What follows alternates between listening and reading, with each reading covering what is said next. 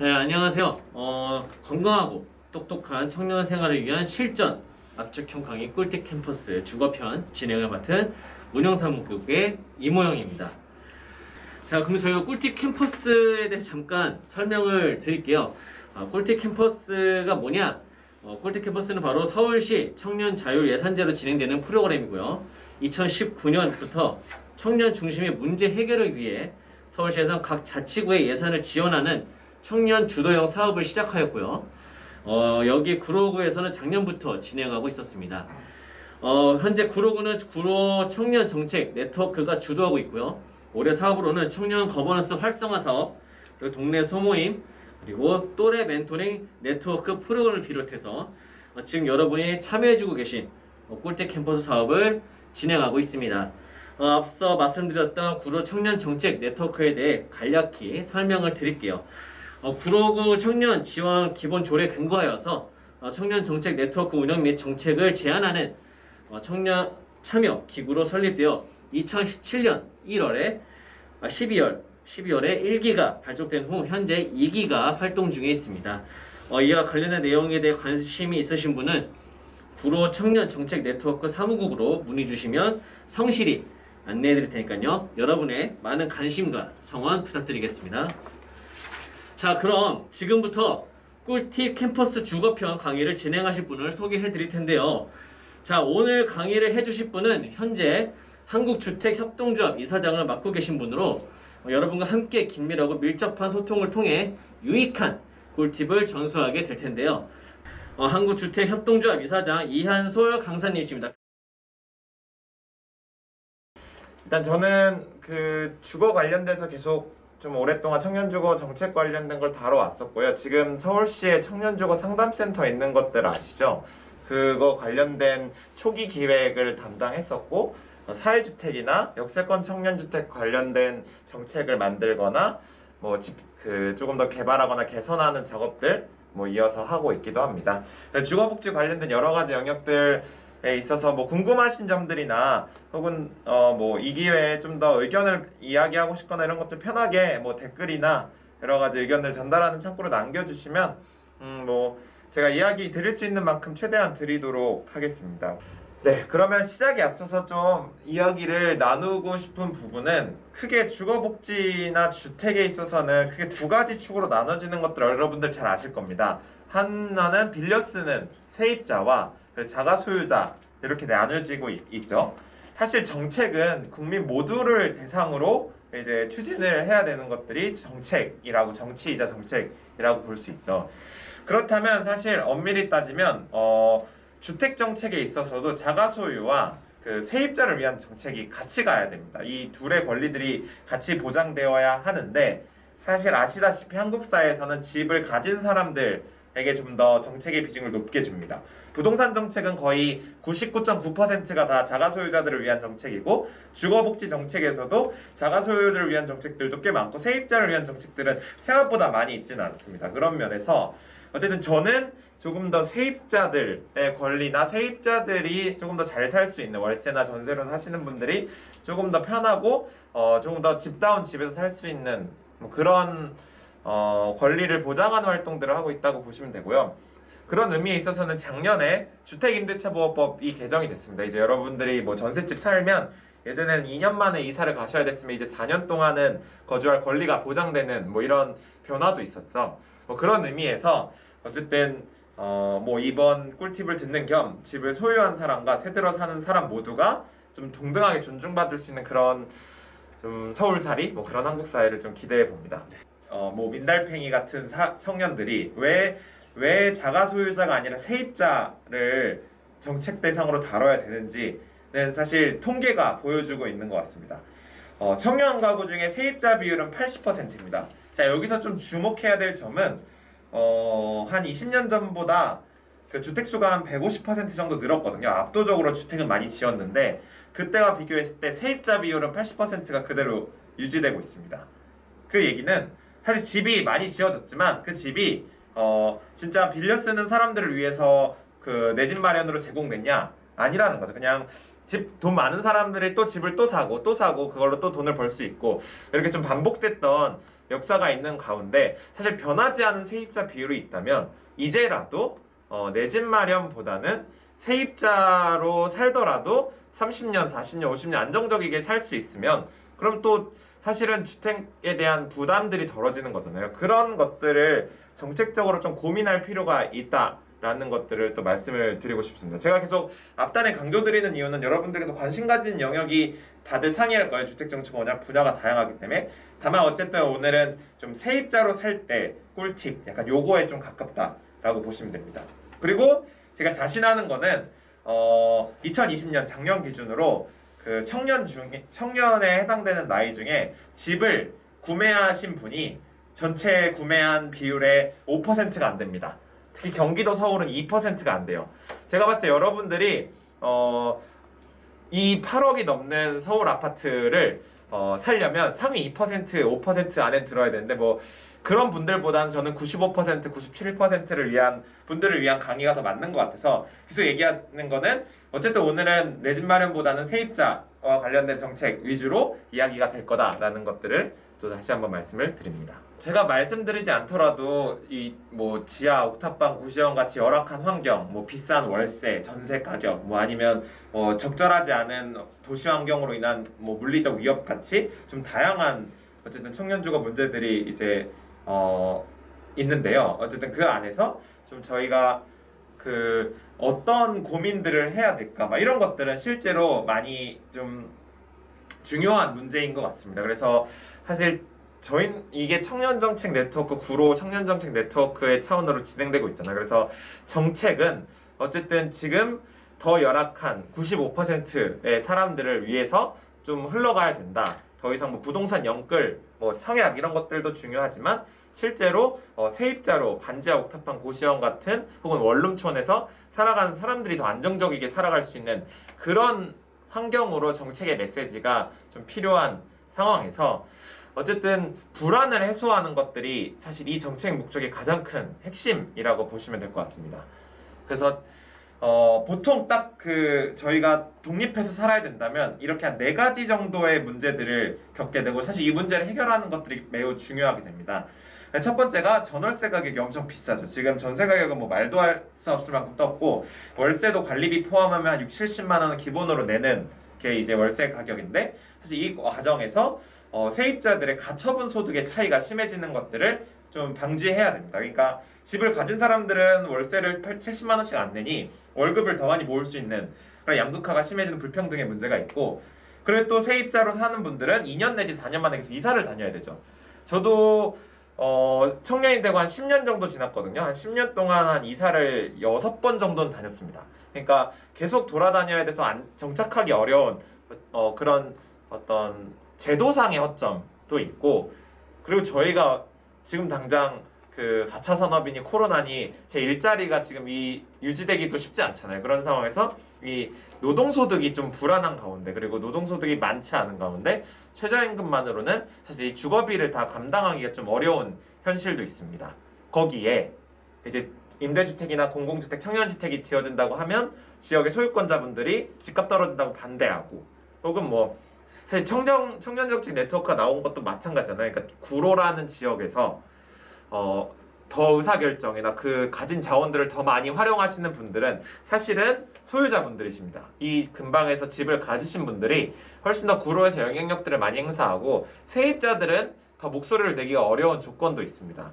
그런 면에서 정치사회 경제적으로 사실은 세입자가 더 열악한 상황이 있다. 이러니 세금 혹은 정책은 사실 세입자를 위해서 나아가야 되는 것들이 많고 맞고 이 4가지의 문제들을 좀 해결하고자 정책들이 마련해지고 있습니다. 그래서 결국은 자가소유 시장 아까 말했던 5% 내지 10%밖에 하지 못하는 거를 뭐 부동산 영끌인 이렇게 집중시키지 말고 차라리 지금 이대로도 안정적이게 살 수 있는 환경을 만들어야 된다라는 게 청년 주거 정책의 방향입니다.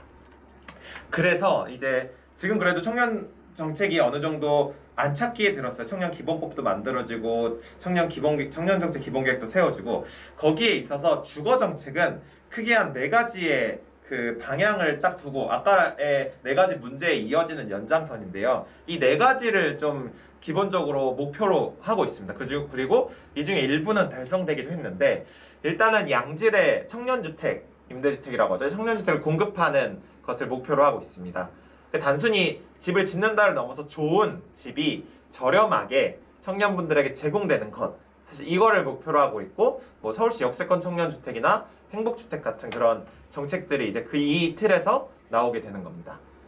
그리고 이제 적정한 임대료, 아까 말했던 퀄리티도 좋고 그 다음에 부담 가능한 월세 전세, 혹은 이 임대료가 만약에 부담되면 서울시 월세 지원 사업이나 뭐 보증금, 버팀목 디딤돌 보증금 대출 같이 정책적으로 이 비싼 비용을 좀 완화해 줄 수 있어서 임대료, 주거비 자체를 조금 더 부담이 가능하게 내리는 것을 목적으로 하고 있습니다.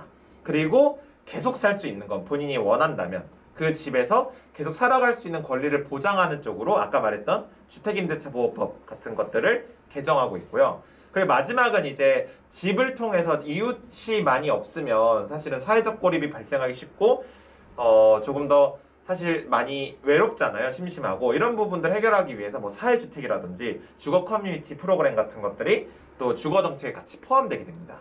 그래서 한 요 네 가지 정도의 목표를 가지고 정책들이 설계된다라고 보시면 될 것 같습니다.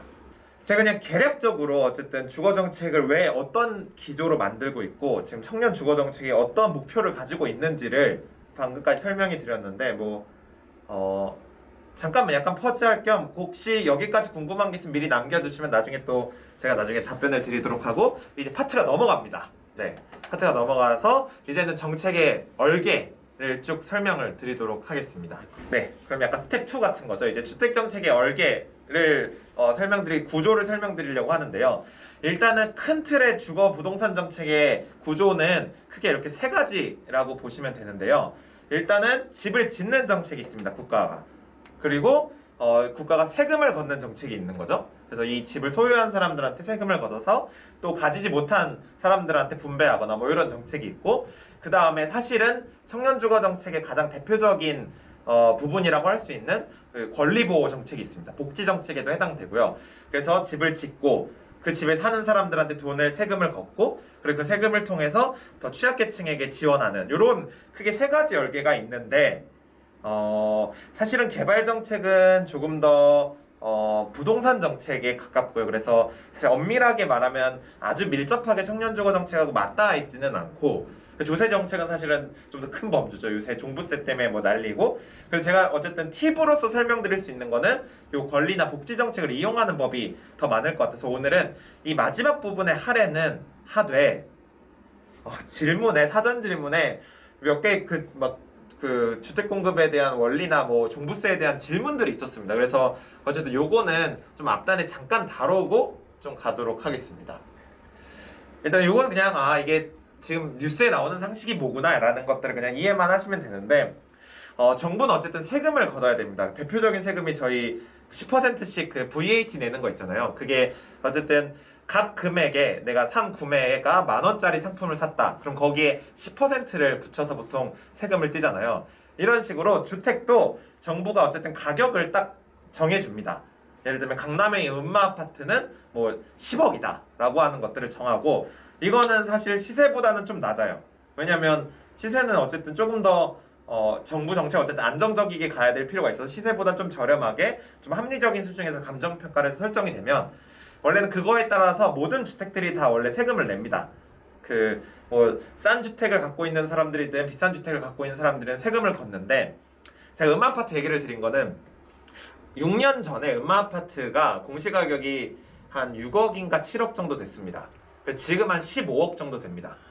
자, 이 5, 6년 만에 지금 10억을 그냥 거기 가지신 그 집을 소유하신 분은 가만히 있었는데 한 5, 6년 만에 10억이 그냥 오른 거죠. 사실 이 10억이 아시잖아요. 저희가 그 일해서 번다고 할 때 10억은 그냥 이거 로또 맞아도 로또를 한 5번 맞아야 벌 수 있는 돈이기 때문에 사실은 그렇게 좀 불로소득이라고 하죠. 이게 그러니까 부당하진 않더라도 어쨌든 좀 사회적인 환경의 변화로 좀 과도하게 이익을 취했을 때 그거는 보통 세금을 통해서 이제 책임을 지게 하는 거죠. 내가 번 만큼 일정 부분은 사회에 기여를 하겠다. 사실 그 가격이 오른 건 개인이 잘해서 한 건 아니잖아. 개인이 막 노력해서 한 건 아니고 어쨌든 그 부동산 가격이 사회적으로 형성이 되었기 때문이니 그래서 이거를 원래 내던 세금에 그 일정 부분 금액이 높은 주택을 더블로 세금을 걷는 게 종부세라고 보시면 돼요.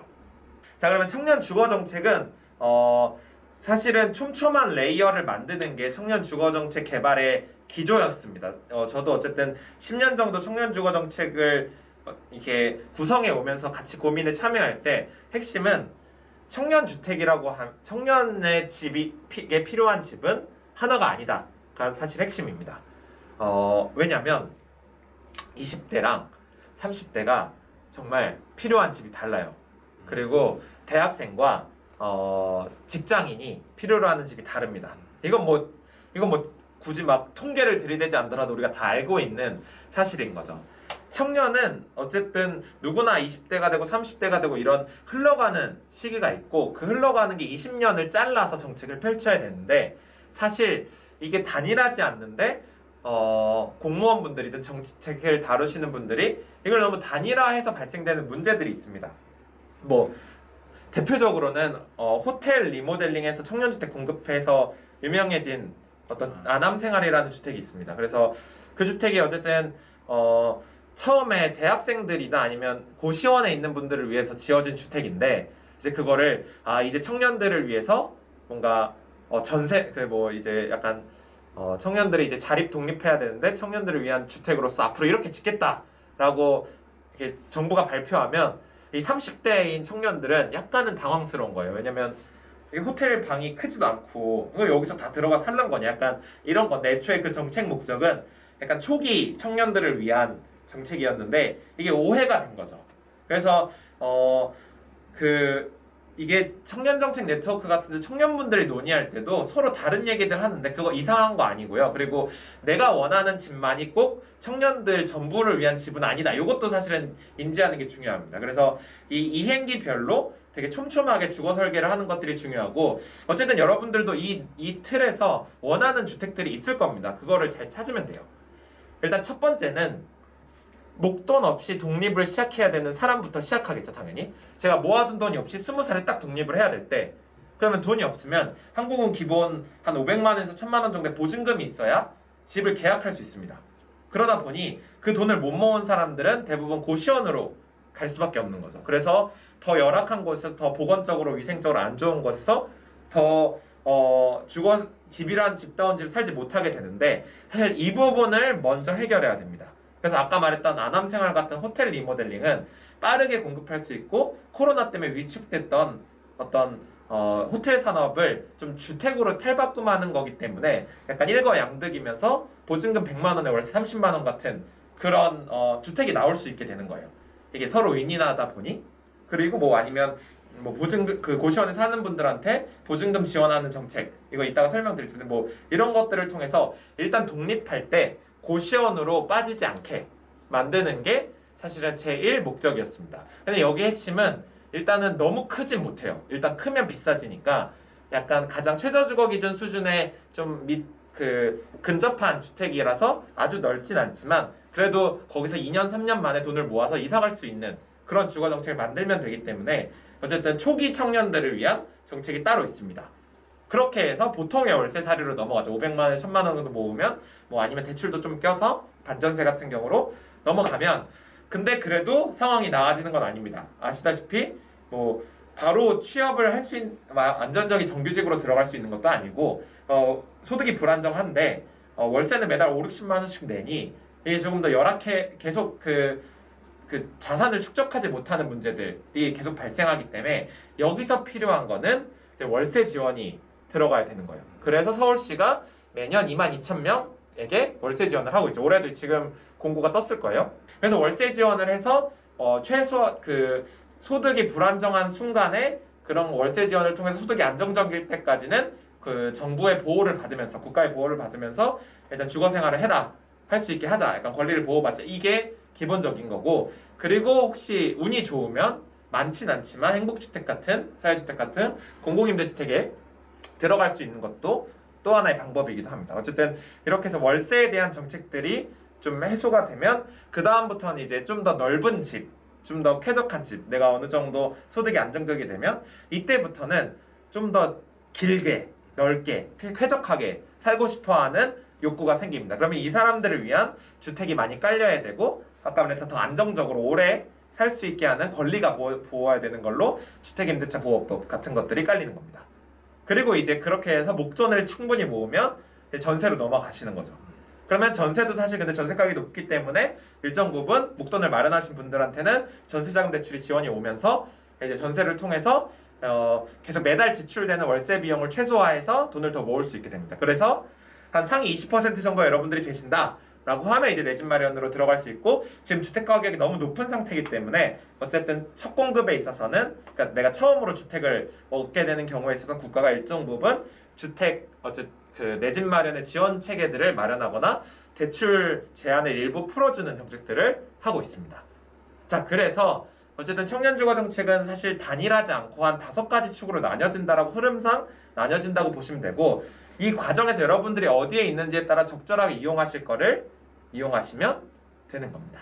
네, 그럼 이제 디테일하게 이제 여러분들이 이용할 수 있는 정책 중심으로 보도록 할 텐데요. 가운데 PPT의 가운데 부분 먼저 보시면 아까 말했던 크게 이제 나무를 그리시면 큰 골조는 이제 공급이 있고, 공급은 이제 뭐 행복주택, 사회주택, 뭐 공공임대주택, 매입임대주택 이런 공급에서 여러분들이 들어갈 수 있는 공공임대주택을 짓는 정책이 있고, 두 번째는 월세 지원, 보증금 대출 지원, 뭐 이런 전세 대출, 전세자금 대출 뭐 이런 것처럼 이제 주거비를 지원해주는 정책이 있습니다. 그리고 세 번째는 임대차 문쟁이 발생했을 때 집주인 뭐 아저씨 아줌마가 갑질할 때 상담해주고, 뭐 약간 이런, 아니면 뭐 내가 이게 청약이 어려워요, 아니면 뭐 어쨌든 주거 정책 이용하는 게 어려워하면 상담해주고 혹은 교육해주고, 이런 정책이 서비스 정책이라고 하는데, 복지 서비스, 요건 보통 기타로 분류합니다.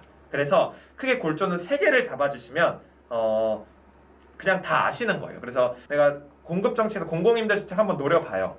그러다가 떨어졌어. 많이 떨어지니까 그러면 한번 월세 지원이든 보증금 대출이든 알아보시면 돼요. 그리고 이걸 이용할 때 혼자 이용하기 어려우니까 이 상담센터나 이런 것들 활용하시면 됩니다. 그래서 어쨌든 이 3가지의 골조만 잡고 있으면 대부분은 해결되는 거라고 보시면 되고요. 그랬을 때 이제 뭐 정책의 대상 쪽을 한번 봐주시면 확인해야 될 거는 상태, 소득분위, 주소, 나이, 이렇게 4가지는 꼭 적절한 조건을 갖춰야 됩니다. 뭐 나이는 뭐 말할 것도 없죠. 청년주택인데 청년 아니신 분들이 입주하실 수는 없잖아요. 그러니까 나이가 사실 대상에서 되게 중요한 거고, 아까 말했듯이 주거정책은 대부분 소득에 의해서 많이 짜입니다. 그래서 이 소득이 안정적이냐 불안정적이냐에 따라서 이용할 수 있는 정책들이 다르기 때문에, 뭐 230만 원대의 소득을 버시는 분 이하로 버시는 분 들어갈 수 있는 게 있고, 아니면 뭐 월세 지원 사업은 200만 원 초반이었죠. 어쨌든 그 이하의 분들은 월세 지원 사업을 이용하실 수 있고, 뭐 사회주택은 한 300만 원, 390만 원의 소득을 버시는 분도 사회주택은 입주하실 수 있고, 이런 소득 분위를 정확하게 활용하는 게 중요하고, 그리고 어쨌든 지방정부의 특성상 그 지역에 사는 사람들한테 우선권을 줍니다. 그래서 최소한 서울에는 거주지를, 친구 집이라도 이제 서울에 집을 독립하고 싶은데 집이 지방이다, 아니 내가 아직도 서울에 살고 있는데 서울에 전입신고를 안 했다, 이건 뭐 반드시 해야 되는 거죠. 그래서 주소를 여기 놔두는 것들이 중요하고, 상태는 뭐 그런 거예요. 뭐 1인 가구인지 신혼부부인지 뭐 어쨌든 여러 가지 여러분들의 조건들이 있을 거고, 그 조건에 맞게, 아니 대학생인지 뭐 이런 거에 따라서 이용하실 수 있는 것이 있기 때문에, 이 내가 그 대상에 속하느냐 이거를 맞춰 놓는 것도 굉장히 중요합니다.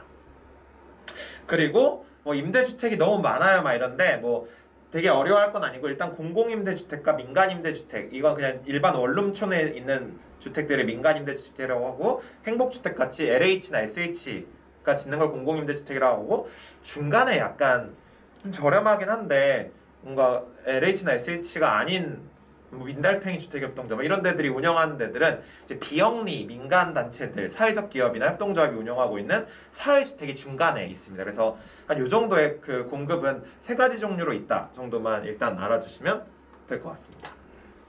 네, 그래서 일단 먼저 그 공급 정책부터 쭉 보도록 할게요. 공공임대주택은 LH, SH 같은 공공사업자가 공급하는 주택이다.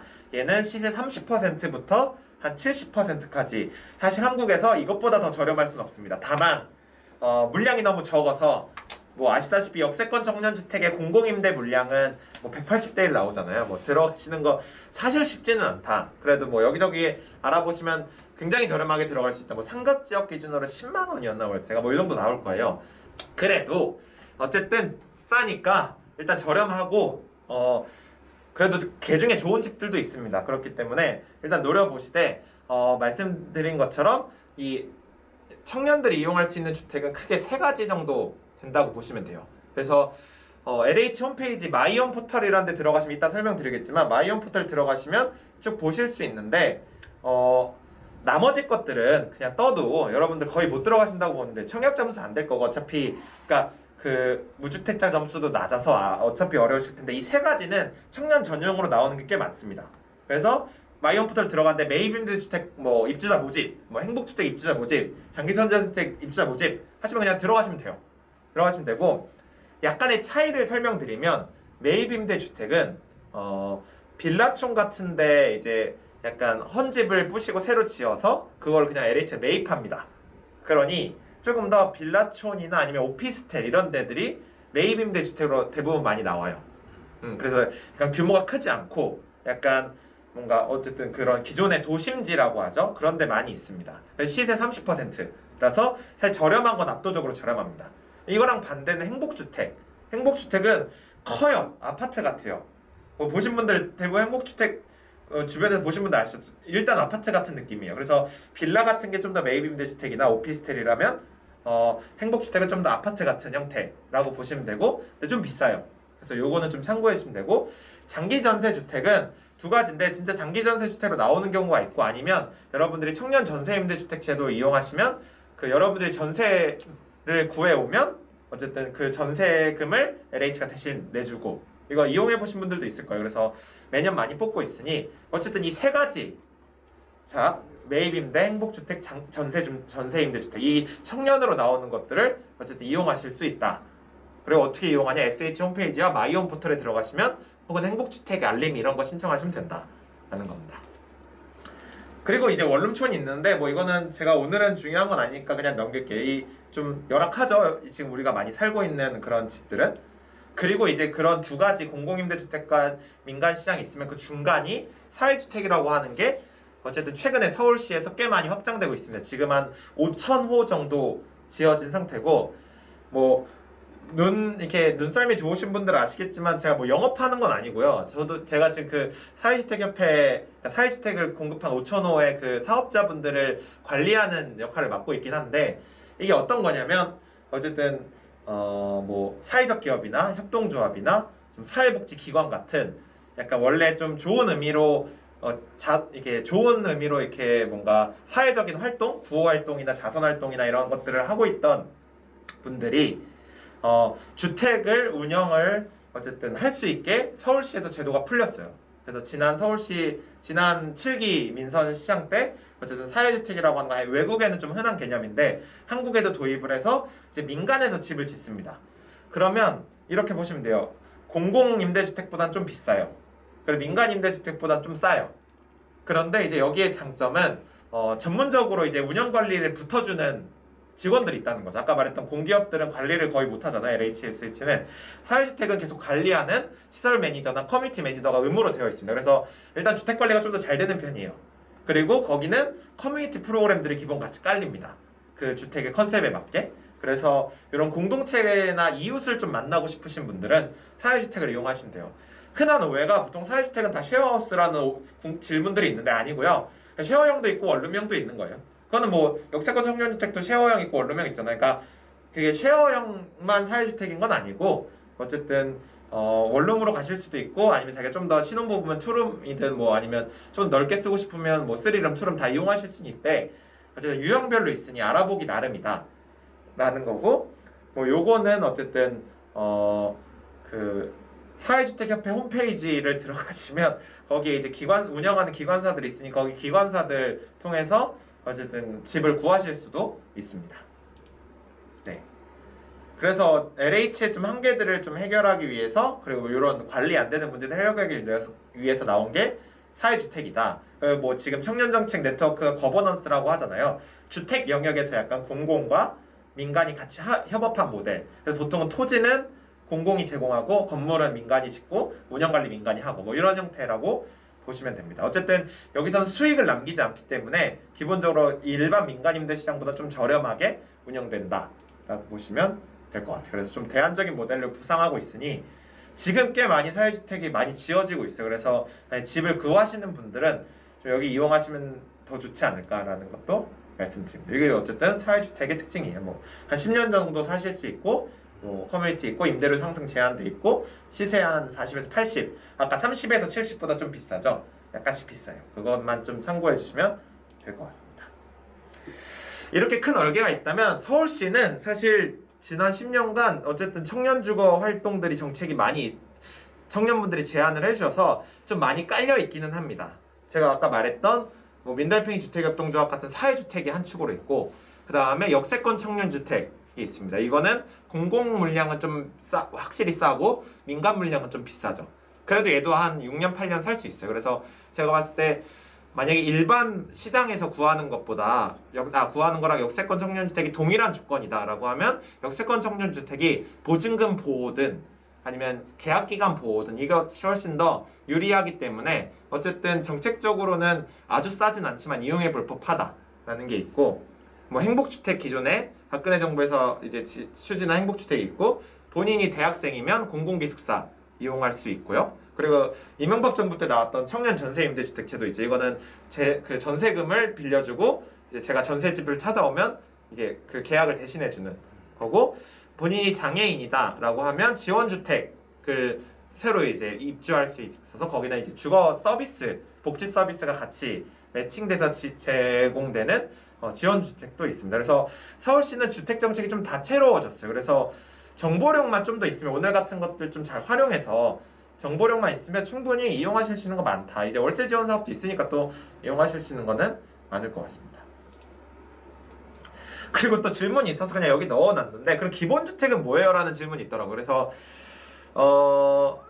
이거 어쨌든 경기도에서 그 제안한 거고요. 주택 취지는 아까 말했던 사회주택과 비슷해요. 그러니까 좀 30년간 장기로 일할 수 있고 아주 비싸지는 않은 임대료에 퀄리티 좋은 것들 뭐 이런 것을 어쨌든 취지로 하고 있는데 경기도가 공급하는 주택으로서 나오고 있고 근데 다만 어쨌든 이런 주택이 너무 많이 늘어났을 때는 공공임대주택 축소를 야기할 수 있어요. 왜냐면 공공임대주택 어차피 정부가 쓸 수 있는 세금은 한정적인데 이게 기본주택 같은 주택이 많이 늘어나면 기존의 취약계층한테 제공할 수 있었던 주택의 파이가 줄어드는 거거든요. 그래서 이것도 마찬가지로 어쨌든 현안이긴 한데 여러분들이 봤을 때 어떤 게 더 적절한 정책인지는 직접 판단해 주시는 게 맞을 것 같습니다.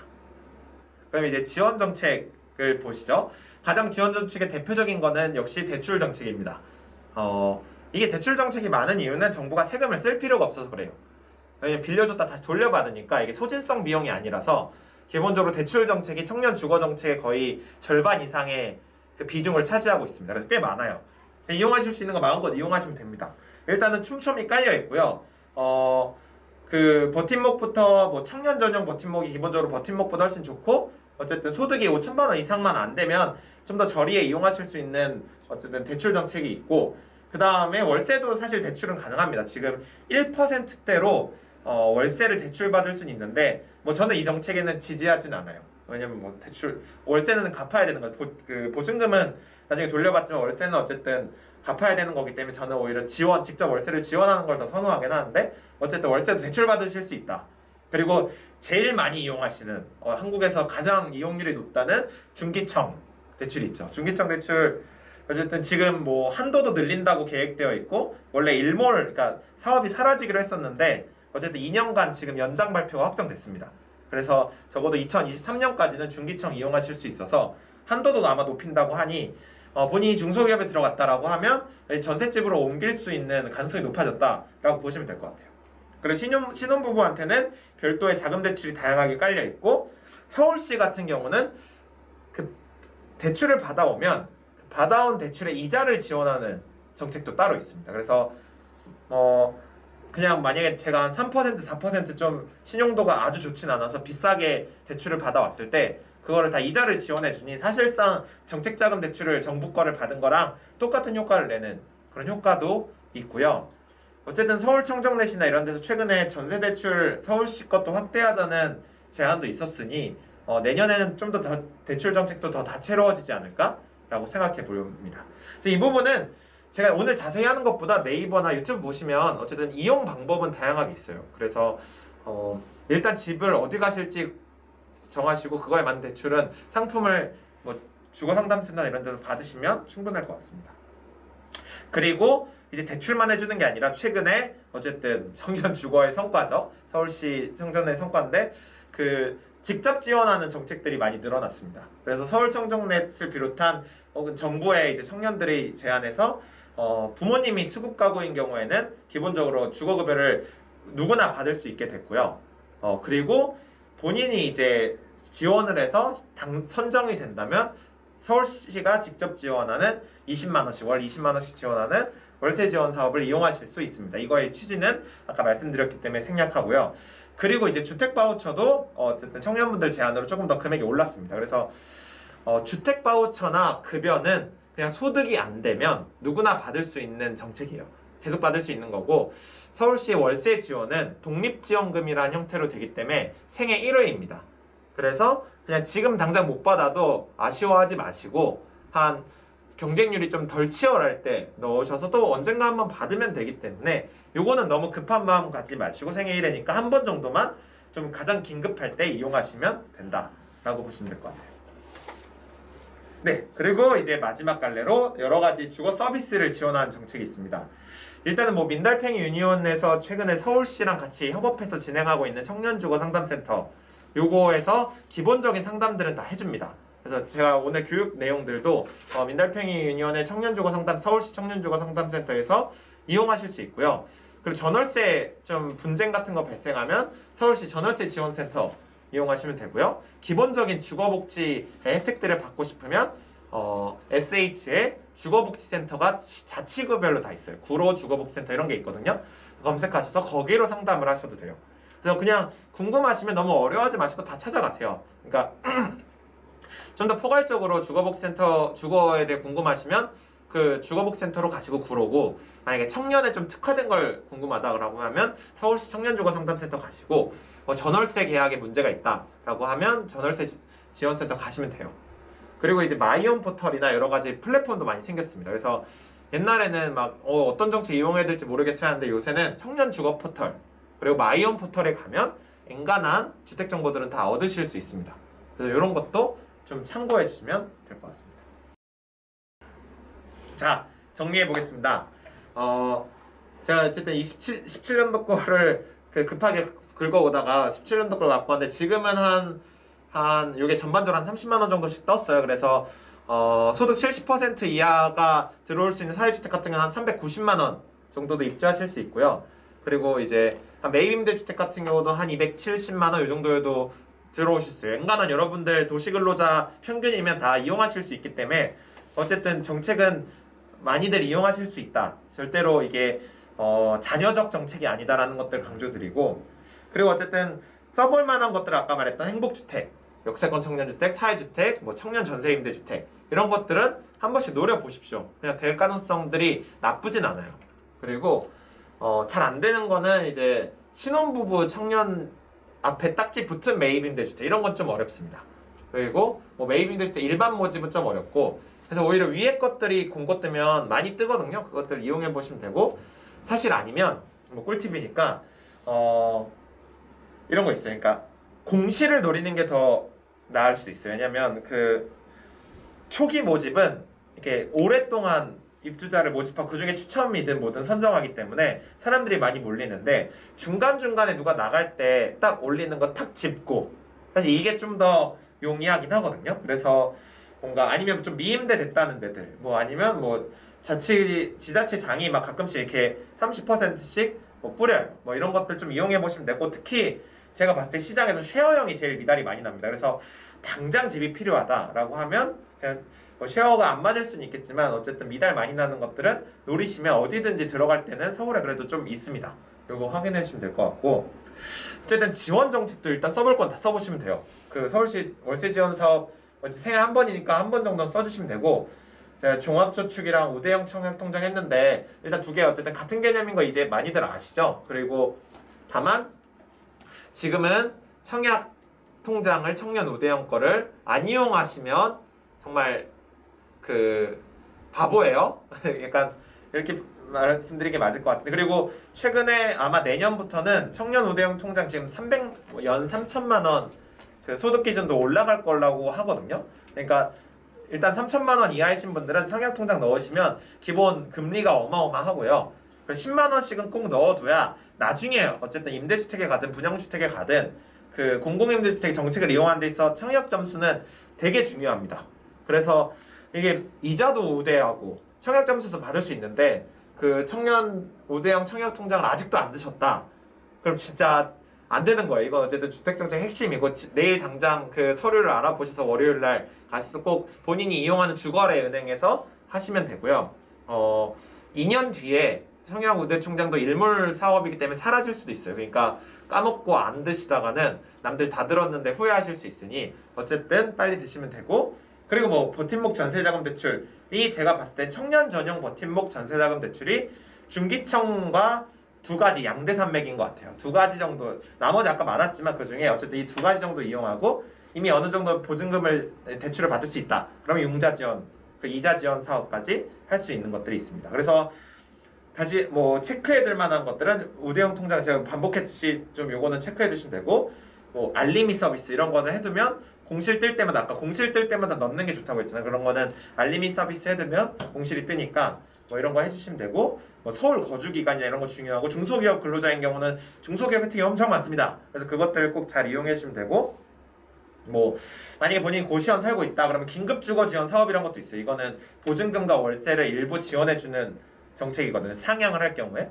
그러니까 뭐 많지는 않지만 본인이 고시원 살고 있다 그러면 요거 보시는 분들 중에 고시원 거주자면 요 긴급주거 지원 사업 한 번씩 검색해 주시면 되고요.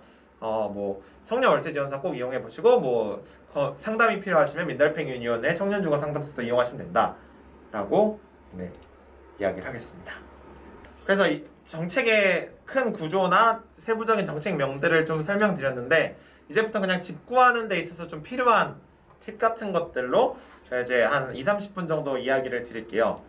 일단 제일 중요한 거는 뭐 집도 핸드폰도 사실 아이폰 쓸지 갤럭시 쓸지 많이 그런 거 알아보시잖아요. 사실 집도 많이 알아봐야 돼요. 그래서 뭐 너무 개념적 너무 교과서적인 거긴 한데 어쨌든 내가 어떤 집을 원하는지를 좀 파악하셔야 되는데 뭐 그런 분 계셨어요. 원래 본인이 그 월세 지원 사업을 받고 있다가 한 60만 원짜리 집에서 월세 지원 사업을 받고 있다가 행복주택이 떠서 행복주택으로 넘어갔대요. 근데 행복주택이 저렴하진 않아서 한 30만 원 정도를 월세로 내는데 그러니까 월세 지원 사업 받으면 40만 원 내고 있었겠죠. 근데 행복주택으로 30만 원짜리 행복주택으로 넘어갔는데 그전에는 회사 근처라서 걸어 다녔는데 이때는 이동하니까 지하철을 타고 다니니까 더 피곤하고 한 월에 10만 원 드니까 이게 40만 원 또이또이 한 거예요. 그러니까 내가 왜 행복주택으로 갔지? 근데 심지어 그전 주택이 좀 더 퀄리티가 좋았는데 어쨌든 이런 고민들을 실제로 많이 해요. 그러니까 그냥 뜬다고 다 좋은 게 아니라 그냥 내가 어디서 어떻게 집을 구할지를 많이 고민하셔야 된다라는 게 어쨌든 중요하고 교통비도 주거비에 포함되는 거 이것도 꼭 어쨌든 매우 중요한 부분이고요. 그래 아까 말했던 대상에 해당되는지가 매우 중요합니다.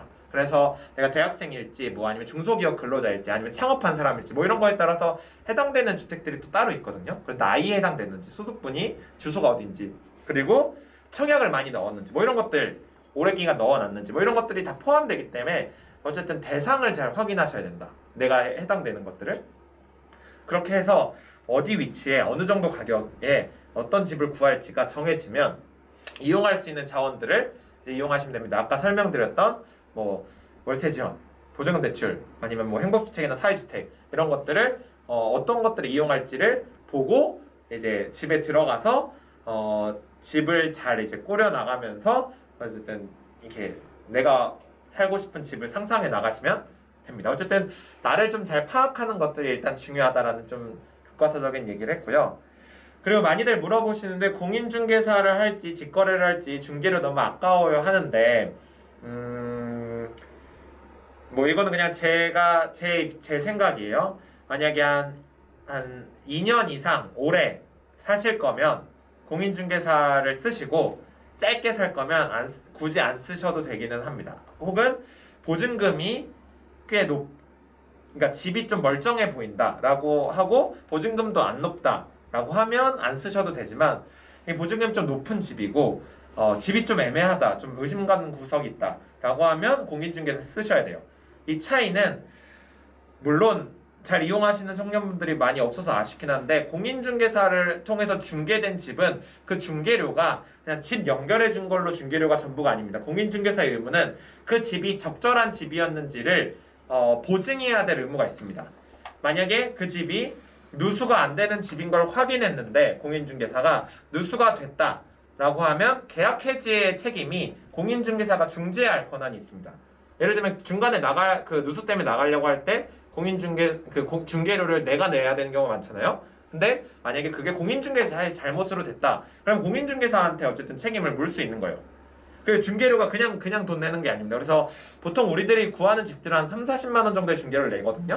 어쨌든 그 정도 내고 조금 더 어쨌든 공인중개사의 보증을 받을 수 있으면 그러면 이용하는 게 낫다라는 것들은 그냥 보시면 되고, 그랬을 때 그냥 확인하셔야 될 거는 그 서울시 부동산 정보광장 가시면 이 공인중개사가 제대로 된 공인중개사인지는 확인하셔야겠죠. 왜냐하면 그 아까 말했던 보증의 업무가 되게 중요하기 때문에 그게 사짜일지 아닐지는 좀 구분하셔서 보셔야 되는 게 하나 있고, 그리고 이 사람이 사기치는지 안 치는지 중개료는 사실 네이버에서도 검색할 수 있습니다. 이거는 어쨌든 중개료는 대부분 이게 요새는 다 검색으로 해주니 이거는 뭐 크게 신경 안 쓰셔도 될 거. 그러니까 검색하셔서 사기 안 당하시면 될 것 같습니다. 네, 그렇게 해서 어쨌든 그냥 직거래로 할지 공인중개사를 이용할지를 결정하시고 나면 일단은 혼자 가는 것보다는 여럿이 가는 게 낫습니다. 뭐 그래서 한 명은 계속 이게 딜을 할 수 있는 조건을 만드는 거죠. 막 이렇게 뭐 이거 좀 너무 후졌는데요. 막 아니면 뭐 이거는 뭐 미리 들어오시기 전에 도배를 해야겠는데 뭐 이런 것들을 내가 만약에 직접 계약 맺는 사람이면 나랑 계속 임대차 계약을 맺을 집주인이나 공인중개사랑 이렇게 불편한 관계를 맺기 어렵잖아요. 그러니까 친구 데려가서 어쨌든 좀 불편한 부분들을 그 친구가 말할 수 있게 하는 거, 이런 거는 좀 괜찮은 방법이라고 생각은 하고요. 그리고 일단은 주소는 꼭 그 계약 맺기 전에 주소는 미리 알아보고 집에 와서 어쨌든 공고를 꼭 확인하셔야 됩니다. 관련된 서류를.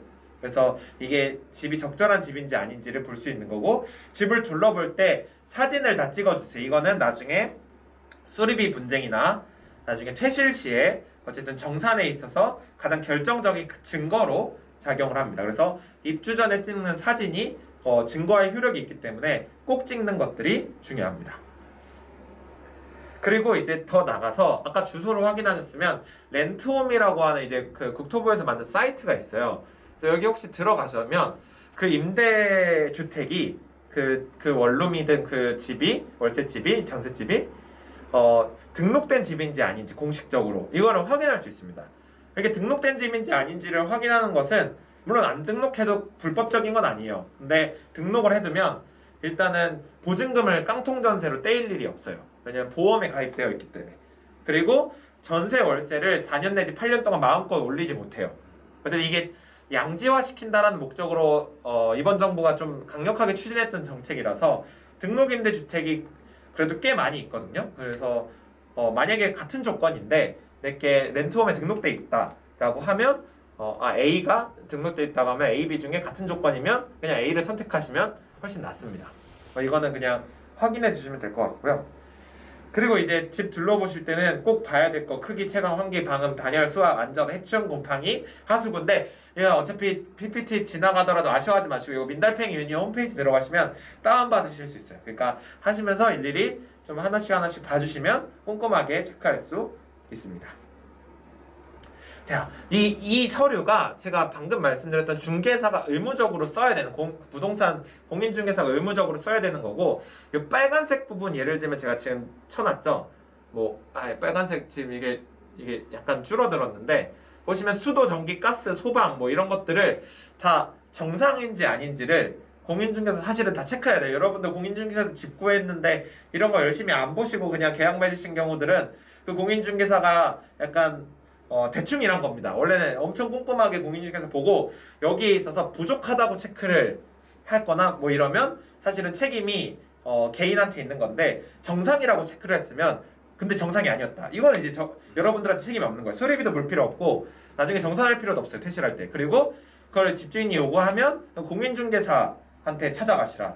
뭐 이런 것들이 가능한 거예요. 약간 뭐 어쨌든 이거는 여러 가지 뭐 반대 상황도 있겠죠. 이런 것들 적절하게 이용하시면 되니까 이 중개대상물 확인 설명서 때 체크를 공인중개사가 적절하게 하게끔 요구하면 됩니다. 그건 여러분들이 수수료 내는 거니까. 뭐 이런 것들은 확인하면 되고 아까 말했던 렌트홈 안 가도 등록임대주택 여부 공인중개사 확인하게 돼 있어요. 의무적으로. 뭐 이런 것들이 다 있습니다. 네.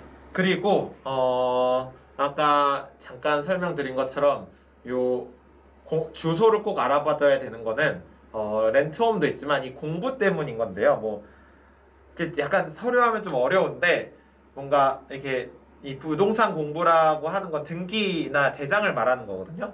이게 어쨌든 권리관계를 이게 이 집주인이 바뀔 수도 있잖아요. 혹은 집주인이 빚이 많을 수도 있고 뭐 이런 것들을 사실은 다 이제 국가가 그걸 보호하기 위해서 명확하게 이 권리관계가 어떻게 됐는지를 다 표현해주는 서류를 공부라고 합니다. 그래서 이걸 보면 이 집이 누구와 어떤 관계로 맺어진 주택이란 것들을 사실 다 확인할 수 있어요. 뭐 오늘은 얘를 자세히 설명하는 시간 아니니까 그러면 기본적으로는 건축물 대장은 대표적으로는 이 건물이 하드웨어가 적절한지를 볼 수 있습니다. 자, 대표적으로 이 건축물 대장이거든요. 여기서 만약에 각 층마다 호수가 하나씩 있다고 나와 있는데 만약에 갔는데 201호, 202호가 있어요. 이거는 불법으로 방을 쪼갠 겁니다. 그리고 사실은 건축법상 만약에 한 호가 있는 건물이라면 수도나 배관이나 이런 걸 다 하나만 뚫어요. 이 얘기는 불법 건축물 뭐 사셔도 되는데 그러면 그 배관을 억지로 두 개로 쪼개놓은 거라서 분명히 한쪽에서 물을 틀면 한쪽이 물이 약해지거나 뭐 이런 문제가 사실 다 그런 데서 발생되는 겁니다. 아니면 막 사실은 201호랑 202호가 방음이 전혀 안 된다든지 그냥 가벽을 설치해서 쪼갠 거기 때문에 뭐 이런 것들을 사실은 건축물 대장을 통해서 비교하면 돼요. 내가 간 건물하고 이게 지금 적절하게 매칭되고 있는지 그리고 이 사람이 지금 면적 가지고 사기치는지 안 치는지 뭐 이런 것도 사실은 건축물 대장 뽑으면 다 알 수 있어요. 불법으로 증축한 건지 뭐 이런 것도 다 알 수 있기 때문에 사실 요 하드웨어를 보고 싶으면 건축물 대장을 보시면 되고요. 소프트웨어를 보는 것은 등기부 등본을 보면 됩니다. 사실은 등기부 등본이 더 중요하기는 해요. 근데 더 어렵긴 하죠. 왜냐면 얘가 지금 이 건물에 담보로 우리나라는 담보가 많이 되는 거잖아요. 그러니까 막 어쨌든 그 건물 담보로 빚을 진 경우들이 많아요. 집주인들이. 그러면 내 보증금이 떼일 가능성이 높다는 거죠. 만약에 그게 경매로 넘어가면 빚을 못 갚아서 이런 거기 때문에 어쨌든 등기부 등본을 보시고 말소사항을 포함해서 하되 어쨌든 만약에 가처분, 가압류 막 이런 거 있다라고 하면 절대 그 집은 구하시면 안 됩니다. 그리고 그 집 주택 가격보다 저당권이라고 하는 게 좀 높게 잡혀 있다라고 하면 깡통 전세가 될 가능성이 높습니다. 근데 뭐 저당권은 많이 있으니까 대부분 주택 지을 때 빚 적어서 짓긴 하거든. 근데 그게 현저하게 가격이 막 딱 봐도 한 10억짜리 건물인데 한 15억 정도 저당이 잡혀 있다. 이러면 위험한 거죠.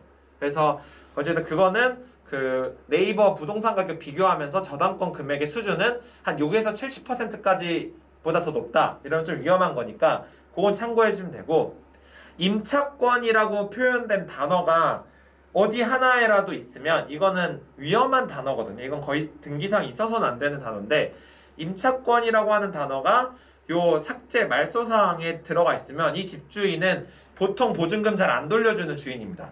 임차권은 보통 소송이 걸릴 때만 이렇게 등기에 적혀져요.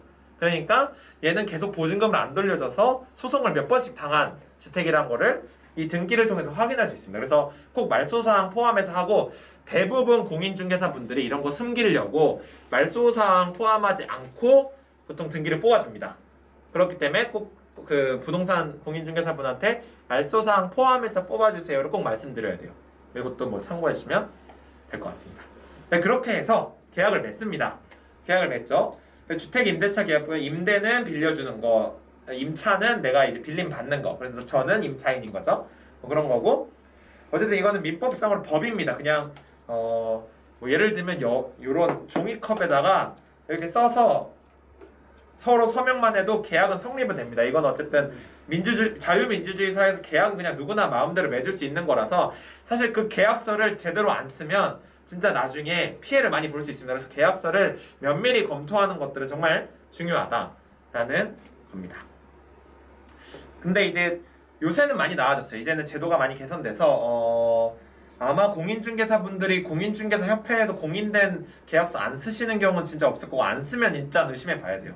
근데 안 쓰는 경우는 제가 봤을 때는 요새는 발견하지 못했어요. 그냥 어차피 제한이 많아서 그리고 뭐 아니면 서울시에서 내세운 그 제시한 뭐 계약서도 있는데 현장에서 많이 쓰이진 않습니다. 그리고 뭐 민달팽이 유니온 같은 데서 이제 약간 계약서 할 때 꼼꼼하게 보라고 약간 계약서 매뉴얼 같은 것들을 홈페이지에 올려놨거든요. 이건 자료실 가서 뭐 받으셔도 좋습니다. 그래서 어쨌든 이런 계약서를 좀 면밀히 보면서 어떤 계약들은 꼭 넣어야 되고 어떤 계약들은 들어가면 안 되는지 뭐 이런 것들은 보시면 됩니다.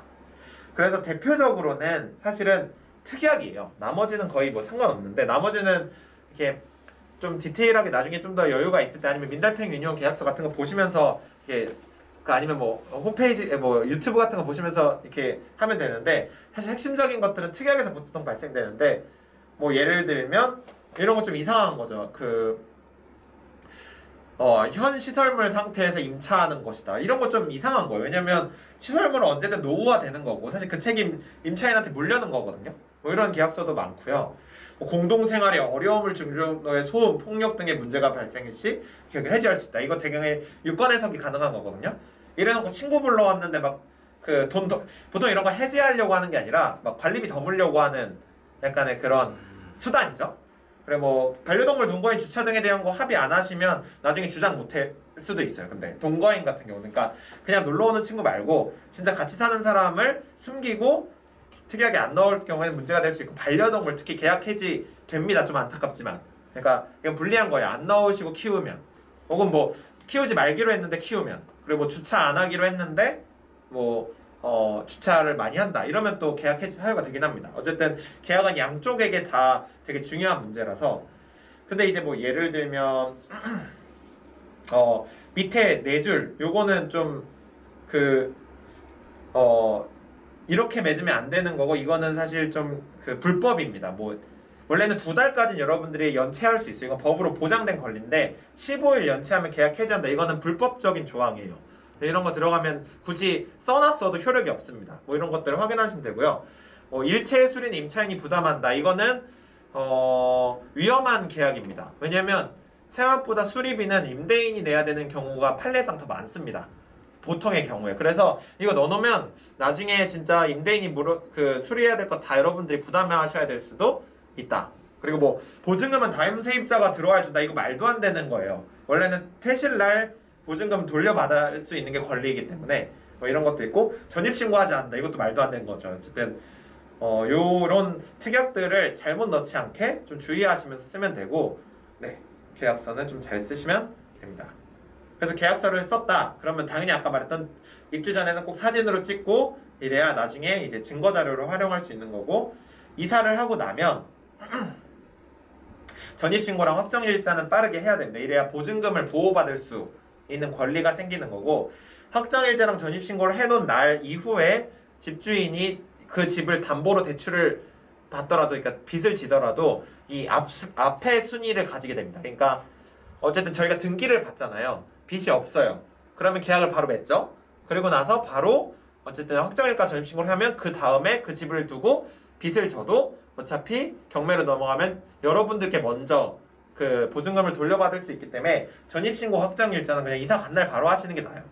그래서 이거는 그냥 확인하시면 좋고 보통 전입신고를 하지 못하게 하는 이유는 나중에 세금 내야 돼서 여러분들은 사실 임대소득 다 나중에 연말정산 받으실 수 있는 건 아시죠? 그러니까 어쨌든 전입신고를 그 권리입니다. 할 수 있는 거니까 꼭 하셔야 된다라는 걸 보시면 되고 아까 계속 얘기했던 수리비는 기본적으로는 임대인한테 그 집을 유지할 의무가 있습니다. 그래서 대체로 수리비를 임차인이 내는 경우는 전등이 다 나가거나 이런 거는 그냥 소모되는 거잖아요. 그러니까 이런 거는 뭐 그냥 제가 썼으니까 쓴 만큼 내는 거, 쓴 만큼 내거나 아니면 여러분들이 막 술 취해가지고 막 부시거나 그러니까 이거 농담이 과실 그러니까 내가 잘못해서 부신 것들은 보통 본인이 부담을 해야 되는 이 두 가지 경우 소모한 거 그리고 내가 잘못한 거 빼고는 사실 집과 관련된 대부분의 것들은 임대인이 보통 원래는 부담하게 되어 있습니다.